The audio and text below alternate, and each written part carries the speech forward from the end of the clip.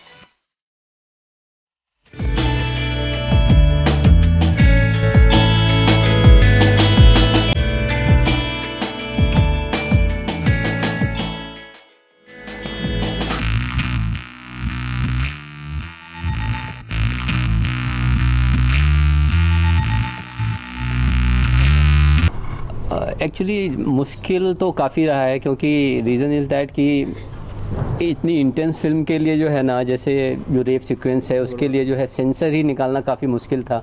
अब इसमें जो सबसे बड़ा आई थिंक रेप सीक्वेंस अगर आप गूगल या यूट्यूब अगर सर्च करोगे तो उसमें आपको 1 मिनट 2 मिनट के मिलेंगे। ये काफ़ी लंबा 9 मिनट का रेप सीक्वेंस है, जो इंक्लूडिंग बॉलीवुड टू हॉलीवुड अभी तक नहीं आया है इतना बड़ा रेप सीक्वेंस।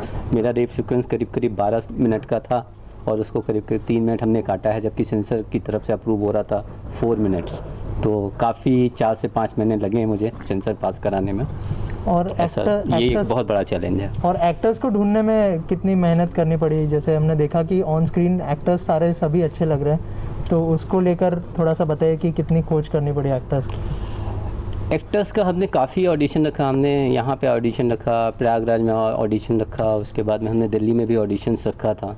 तो सबके क्लिप्स देखने के बाद अल्टीमेटली हमने 3 लड़कियों को शॉर्टलिस्ट किया था। उसमें से फिर काशवी को मैंने फिर सेलेक्ट किया as per acting, as per talent. Kashvi, जानना चाहूँगा आपसे कि ये जो फिल्म है निर्भया कांड पे है बेसिकली, क्या कहना चाहेंगे जब से ये हुआ था 2012 में, तब से आप कितना उस केस को फॉलो कर रही थी और आपके लिए कितना एक दुखदाई चीज़ था एक लड़की होने के नाते? नहीं, ये निर्भया कांड पर नहीं है बेसिकली। ये जो दिल्ली में रेप केसेस हुए हैं अभी तक, काफ़ी सारे केसेस होते रहते हैं। मतलब आज but one of the most highlighted case Nirbhaya है। एक्चुअली नहीं, ऐसा है नहीं। हमने जब आप फिल्म देखेंगे प्रॉपर्ली तो उसमें हमने और भी रेप दिखाए हैं। मतलब दिल्ली में जैसे उसमें से एक कैरेक्टर जो मैंने प्ले किया है वो एक कैरेक्टर है, वो किसी की रियल स्टोरी पे बेस्ड नहीं है। वो सिर्फ ये है कि एक नॉर्मल सी सीधी सादी लड़की का जब रेप हो रहा है, एक लव स्टोरी दिखाई है प्रॉपर, तो वो किसी से रिलेट नहीं करती है। वो खुद में एक कैरेक्टर है। मतलब हाँ, मैंने काफ़ी सारे जो रेप केसेस हुए थे दिल्ली में उसके बारे में पढ़ा था कि भाई कब हुआ, रीज़न क्या था, क्या उन लोगों को सज़ा मिली या नहीं मिली। तो तब जाके मैंने देखा कि ये है, बट ऐसा नहीं है कि ये किसी कैरेक्टर पे बेस है। ये प्रॉपरली जो रेप होते हैं, एक मासूम सी लड़की होती है जिसको कहा जाता है कि उसने शॉर्ट ड्रेसेस पहनी हैं इसलिए हो गया, ऐसा नहीं है। तो हमने वो दिखाया है कि भाई एक सिंपल सी लड़की है जिसकी एक लाइफ बहुत ही खूबसूरत है, उसके सपने हैं और उसके साथ ऐसा कुछ हो जाता है तो क्या होता है, उनके पेरेंट्स पे क्या गुजरती है, उसकी लाइफ कुछ बचती नहीं है एक्चुअली। लेकिन आपने जो दिखाया है फिल्मों में, बस में हुआ है जो दिल्ली निर्भया रेप है, जैसे कि जिस तरह से दिखाया गया पूरी तरह नेक है, उसी तरह से वो पूरा वही दिखाया। एक्चुअली तो आपने वो ट्रेलर में हमने खाली एक केस को हाईलाइट किया है। इसमें काफ़ी सारे रेप केसेस हैं जो इंडिया में जैसे काफ़ी सारे हो गए, जैसे यूपी में हो गया, बेंगलोर में हो गया। तो ऐसे इससे पहले एक दिल्ली में निर्भया से पहले ये एक फॉरेनर का रेप केस हुआ था। तो ये सारे मैंने रिसर्च की है। तो जो इतने रेप केसेस बढ़ रहे हैं, इसके बेसिस पे सबसे जो मुझे मिला है वो उसके ऊपर ये पूरी फिल्म बेस बना दी है मैंने। पर ये भी कहना चाहूँगा कि बीइंग अ वुमेन, विक्टिम बनना, उसके अंदर बताइए कि एक नेगेटिविटी इतना ज़्यादा सोसाइटी में पहले से है, लोग का लाइफ स्ट्रेसफुल है। इस तरह का प्रोजेक्ट देखने का मतलब क्या निकलेगा दर्शकों को? देखिए, क्यों देखेंगे? क्या होता है ना, हम किसी भी चीज़ को या तो पॉजिटिव लेते हैं या नेगेटिव लेते हैं। जब मैंने ये कैरेक्टर सुना था तो मुझ में हिम्मत नहीं थी ये प्ले करने की, बिकॉज ये खुद में ये सोचना कि आप गैंग रेप्ड हो, आप मेंटली डिसेबल हो जाते हो कहीं ना कहीं। लेकिन जब मैंने स्टोरी सुनी कि वो किस तरीके से उसको प्रेजेंट कर रहे हैं और क्यों प्रेजेंट कर रहे हैं, देयर इज़ अ रीज़न कि लोगों तक ये मैसेज जाना चाहिए कि भाई आप एक ज़िंदगी ख़राब नहीं करते हैं, आप उसकी फैमिली, उसके रिलेशंस, उसके रिलेटिव्स सबकी लाइफ ख़राब करते हैं। ये हमारा मकसद रहा है कि भाई आई विश कि हम सब की विश है कि इस मैसेज के बाद थोड़े से लोगों को अकल आए और लोगों की जो सोच है लड़कियों को लेकर वो बदले। और ये जो केसेस होते हैं, बिकॉज दिल्ली में ज़्यादा रहता है ये सब, तो हमने कहीं ना कहीं सिर्फ लोगों को एक मैसेज देने की कोशिश करी कि भाई बदलो, अपनी सोच बदलो और ऐसा कुछ मत करो। प्रतीक, आपसे जानना चाहूँगा कि लॉयर का आप रोल निभा रही है, क्या कहना चाहेंगे इस प्रोजेक्ट? लॉयर नहीं है वो, रिपोर्टर। रिपोर्टर है, तो मीडिया का क्या रोल आप समझती हैं कि कितना ज़्यादा इस तरह के हाईलाइट करना ज़रूरी है, नहीं ज़रूरी है? क्या कहना चाहेंगे इस चीज़ को? एक नेगेटिविटी है ये काफ़ी, और एक पर्सनल मैटर होता तो है। नहीं है, बट मीडिया वालों को कौन रोक सकता है? राइट, ज़रूरत तो नहीं है। अब एक लड़की का रेप हो गया तो इसमें कुछ ज़रूरत नहीं है किसी को मीडिया में दिखाने की। केस वैसे भी सॉल्व हो सकता था, लेकिन ठीक है, मीडिया भी हेल्प भी करता है, एडवांटेजेस भी है और डिसएडवांटेजेस भी है, आप बोल लो तो ठीक है।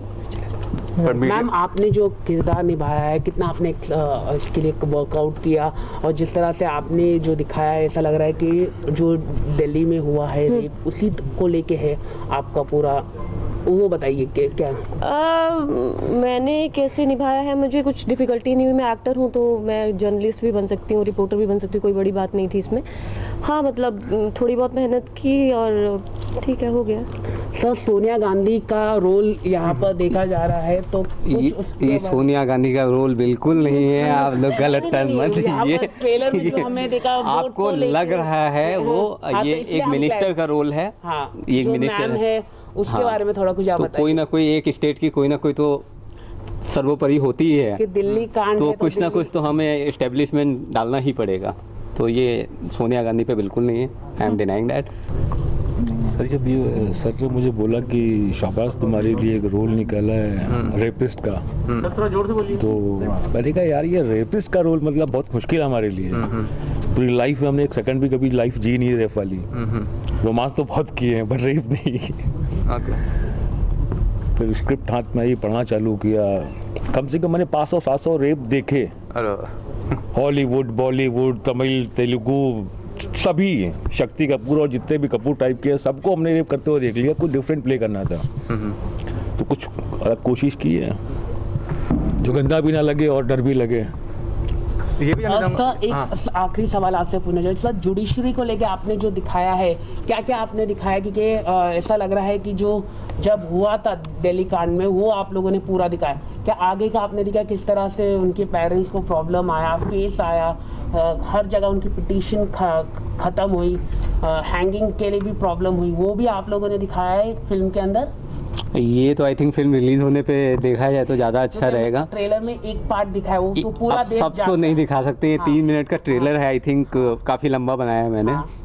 और जुडिशरी में दिखाया है मैंने कि मतलब उनको क्या प्रॉब्लम, मतलब कैसी कैसी प्रॉब्लम्स आती हैं इस केसेस के तहत, तो कुछ चीज़ें मैंने दिखाई हैं। स्पेशली एक मैसेज जो दिया है कि लोग मदद के लिए आगे नहीं आते हैं। अगर लोग मदद के लिए आगे हों तो शायद हम जो पुलिस को, गवर्नमेंट को, मीडिया को, सबको ब्लेम करते हैं, लेकिन हम और आप मिलके ही सामने मदद के लिए आगे नहीं होते हैं। हम नज़रअंदाज करते हैं और आगे बढ़ जाते हैं, तो जिसकी वजह से लोगों को बढ़ावा मिल जाता है।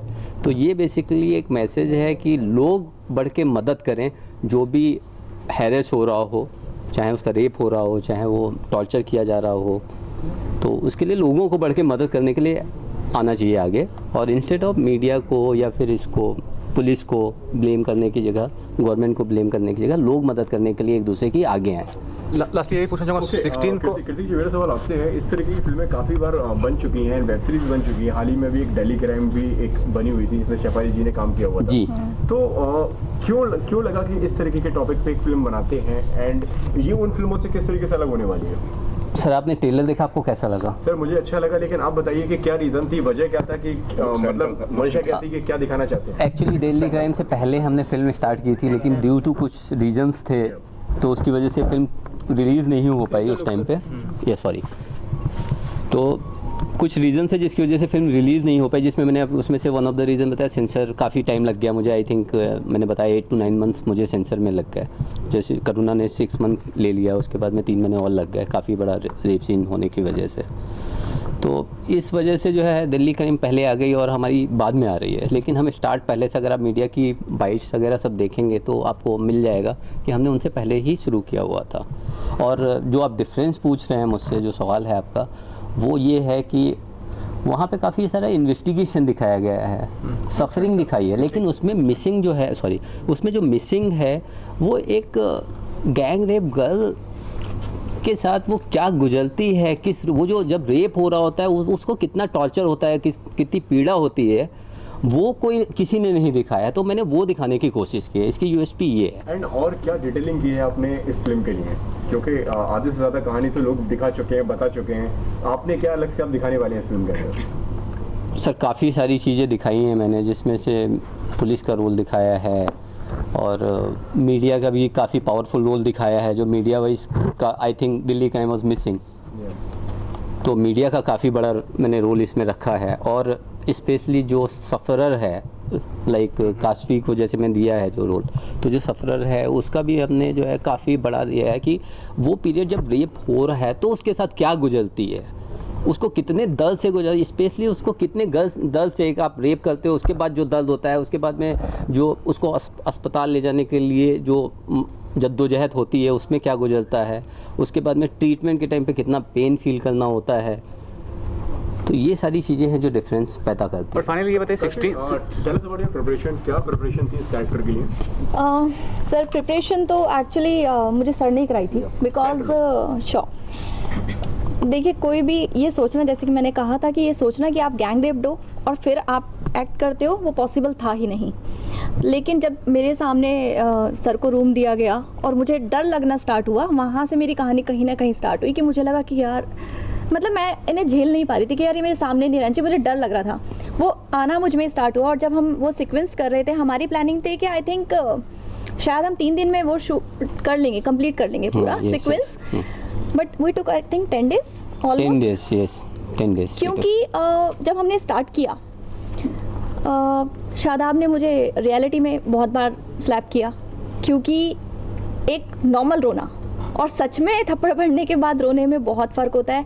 आपने एक सीक्वेंस देखा होगा, वो बाल खींच के मुझे पीछे लेके जा रहे हैं, उन्होंने सच में ही मेरे बाल खींचे थे। और मैं हमेशा से रही हूँ कि मुझे कैरेक्टर में आने के लिए मुझे लगता है कि मुझे टाइम जाता है कि यार मुझे सोचना पड़ता है कि अगर ये कैरेक्टर है तो ये कैसे जिया जाएगा। लेकिन वो शायद शादाब की वजह से और सर की वजह से कि मैं कर पाई।